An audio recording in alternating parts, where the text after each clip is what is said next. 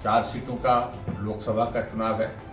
ये चुनाव की तारीखें तय हो गई है और हम 2014 में भी चारों सीटें जीते थे।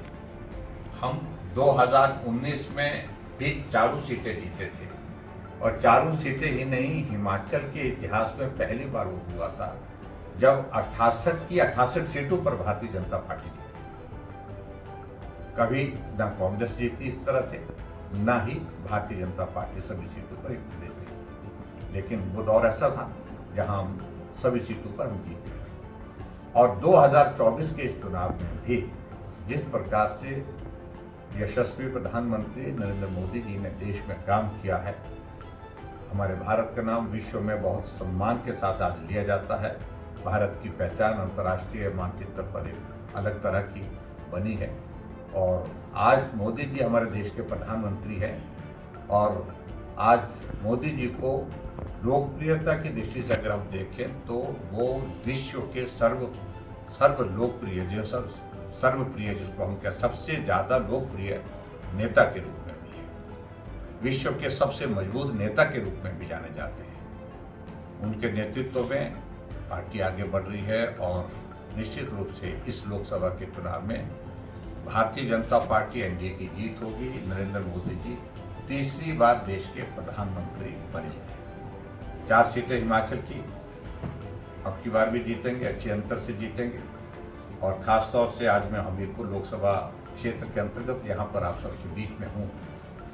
इस सीट पर अब की बार हम हिमाचल के तमाम रिकॉर्ड तोड़ेंगे, आज तक के जीतने के जितने भी रिकॉर्ड रहे जीतने के। मेरा कहने का मतलब 5 लाख वोट से ऊपर जीतने का आंकड़ा जो है अब की बार हम पार करने जा रहे हैं और अनुराग जी 5वीं बार लोकसभा में पहुंचेंगे और मैं ये कहूँगा जीत भाजपा की होगी। दूसरी बात मैं ये भी कहना चाहता हूँ, अब की बार बड़ी दिलचस्प बात ये भी है कि हिमाचल प्रदेश में 6 उपचुनाव भी साथ में विधानसभा की हुए हैं और 3 निर्दलीय विधायकों ने अपने त्यागपत्र दे के रखे हैं विधानसभा अध्यक्ष महोदय को, जो अभी तक स्वीकार नहीं हुए हैं। लेकिन अगर वो भी स्वीकार होते हैं तो अगर ये चुनाव 7 हो जाते हैं तो 9 उपचुनाव होंगे, जो हिमाचल के इतिहास में एक बहुत बड़ा उदाहरण, मतलब बहुत बड़ा एक इतिहास होगा कि लोकसभा के चुनाव के साथ 9 उपचुनाव साथ में हो रहे हैं। और अगर ये 9 उपचुनाव साथ में होते हैं तो कांग्रेस पार्टी, कांग्रेस की सरकार जो पहले ही संकट में अपने ही कारनामों की वजह से है, वो सरकार चलती हुई मतलब जो है वो बाहर सत्ता से बाहर होगी और भारतीय जनता पार्टी की सरकार हिमाचल प्रदेश में बन सकती है। इस बात को आंकड़े कहते हैं। मैं सिर्फ इतनी बात कहना चाह रहा हूँ कि जो मुख्यमंत्री आजकल बहुत ज़्यादा बोल रहे हैं, शायद पीड़ा उनको दिल तक छू गई है, बौखलाहट है, सत्ता मिली है, हाथ से निकल रही है और समय से पहले निकल रही है, इसकी परेशानी उनको ज़्यादा है। ऐसी सूरत में मैं सिर्फ इतना ही कहूँगा कि अपने काम करने के तरीके के कारण ये हालात आपके बने हैं। हमें उसमें कोई, मैं विपक्ष का नेता हूँ, मुझे कोई उनके कामकाज में सुधार करने के लिए कोई सुझाव नहीं देना है।